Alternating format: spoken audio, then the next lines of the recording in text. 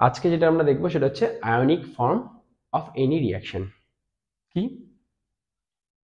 Ionic form of reaction. তার মানে একটা বেসিক রিয়াকশন নিচ্ছি। Let's say zinc plus CuSO4 মানে Zn plus CuSO4 reacts to form ZnSO4 plus Cu। দেখ, zinc যখন কপার সালফেটের সঙ্গে রিয়াক্ট করছে তৈরি করছে জিঙ্ক সালফেট অ্যান্ড কপার। ঠিক আছে, এবার এই রিয়াকশনটা কি আমরা ছোটবেলা থেকে জানি, একটা ডিসপ্লেসমেন্ট রিয়াকশন, তাই না?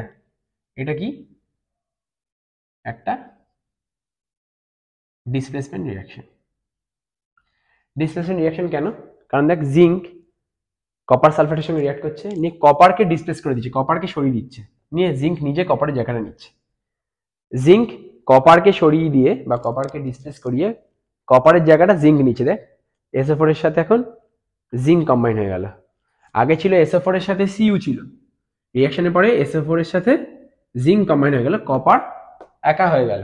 মানে কপারকে হিসাব মতন জিঙ্ক ডিসপ্লেস করে দিচ্ছে, মানে সরিয়ে দিচ্ছে। তাই এইরকম টাইপের রিয়াকশনকে আমরা বলবো ডিসপ্লেসমেন্ট রিয়াকশন। বাট আমাদের সেটা এখানে বদলাশন না, আমরা এখন শিখছি কি আয়নিক ফর্ম অফ রিয়াকশন।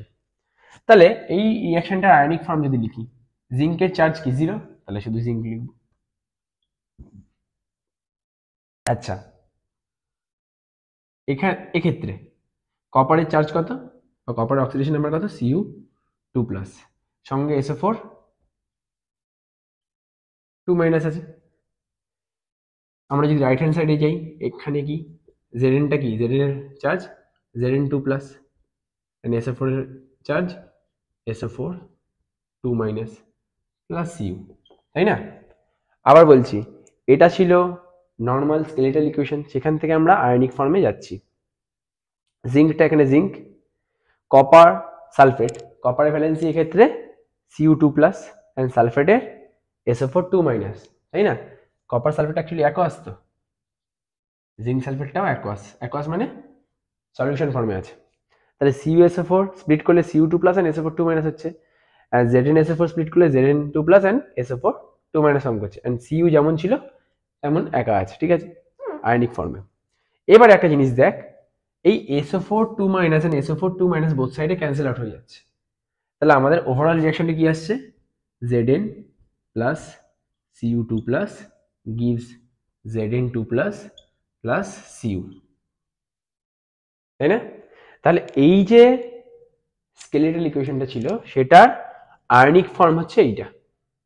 এবারে বুকে দেখবি তোদের ডিরেক্ট এই ইকুয়েশনটা আয়নিক ফর্ম এটা দিয়ে দিয়েছে, এই মাঝখানে স্টেপটা দেয়নি, তাই না? হিসাব মতন এই SO4 2- টা বোথ সাইডে লেখিনি।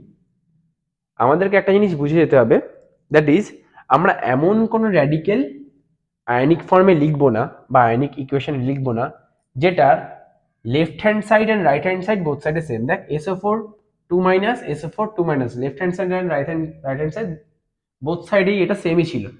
তাহলে এমন কোনো র্যাডিক্যাল বা আয়নকে আমরা ওভারলুক করব যেটা left hand side and right hand সাইডে সেম থাকবে। যেমন আমাদের এখানে Cu2+ ছিল, এই সাইডে Cu ছিল, সেম ছিল কি? ছিল না। এটা 2+ ফর্মে ছিল, এটা Cu ফর্মে ছিল, তাই আমরা লিখবো। যেটা সেম থাকবে সেটা লিখবো না। এদিকে দেখ, Zn ছিল, Zn2+ ছিল, তাই এটাও লিখেছি। দুটো আলাদা স্পিসিস, Zn আর Zn2+ আলাদা স্পিসিস, Cu2+ and Cu আলাদা স্পিসিস, তাই এগুলো লিখছি। বাট SO4 2- SO4 2- বোথ সাইডে same oxidation number or valency যা খুশি বল, বোথ সাইডে সেম, SO4 2- SO4 2- বোথ সাইডে সেম থাকছে, তাই আমরা আয়নিক ফর্মে সেটা লিখবো না। যে কোনো রিয়াকশনকে আমরা আয়নিক ফর্মে কি করে লিখি সেটা বুঝলাম। এবার এই আয়নিক ইকুয়েশনে কোনটা অক্সিডেশন হচ্ছে আর কোনটা রিডাকশন হচ্ছে সেটাও আমরা এস্টাবলিশ করে বলতে পারি। দেখ, এক্ষেত্রে জিঙ্ক থেকে জিঙ্ক 2+ ফর্ম হচ্ছে, তাই না? তাহলে অক্সিডেশন নাম্বার বাড়ছে না, 0 থেকে 2 হচ্ছে, অক্সিডেশন নাম্বার বাড়ছে। অক্সিডেশন নাম্বার বাড়লে কি বলেছি? অক্সিডেশন। আর এক্ষেত্রে অক্সিডেশন নাম্বার কমছে, 2+ ছিল, এখানে কিছু নেই মানে 0। আমি 0টা লিখছি, বাট তোরা লিখবি না, কিছু নেই মানে 0 বুঝতে হবে। ঠিক আছে, তাহলে অক্সিডেশন নাম্বার কমছে মানে রিডাকশন। তাই না? অক্সিডেশন নাম্বার কমছে মানে রিডাকশন। আচ্ছা কোন সাবস্টেন্সটার রিডাকশন হচ্ছে? এই সাবস্টেন্সটার রিডাকশন হচ্ছে। তাহলে একে রিডিউস করছে কে? এইটা। তাহলে এটাকে আমরা বলবো রিডিউসিং এজেন্ট, তাই না? রিডিউসিং এজেন্ট কি করে? অন্য সাবস্টেন্সকে রিডিউস করে বাট নিজে অক্সিডাইজড হয়, তাই না? ঠিক তেমনই এই সাবস্টেন্সটার অক্সিডেশন হচ্ছে, করছে কে? এই সাবস্টেন্সটা। তাহলে এইটা হচ্ছে অক্সিডাইজিং এজেন্ট। অক্সিডাইজিং এজেন্ট কি করে? অন্য সাবস্টেন্সকে অক্সিডাইজ করে বাট নিজে রিডিউসড হয়, তাই না? এগুলো কি রিডাকশনের পরে এটা তৈরি হয়েছে, তাই এটাকে আমরা বলবো রিডিউসড প্রোডাক্ট আর কি। এইটা অক্সিডেশনের ফলে তৈরি হয়েছে, তাই এটাকে আমরা বলবো অক্সিডাইজড প্রোডাক্ট। একদম বেসিক ফান্ডামেন্টালস অক্সিডেশন রিডাকশন চ্যাপ্টারে এগুলো আমাদেরকে বা এই কনসেপ্টগুলো আমাদেরকে ক্লিয়ার রাখতে হবে, যাতে আমরা ইন ফিউচার যে কোনো রিয়াকশন দেখেই বুঝতে পেরে যাই যে কোন সাবস্টেন্সটা অক্সিডেশন হচ্ছে অ্যান্ড কোন সাবস্টেন্সটা রিডাকশন হচ্ছে।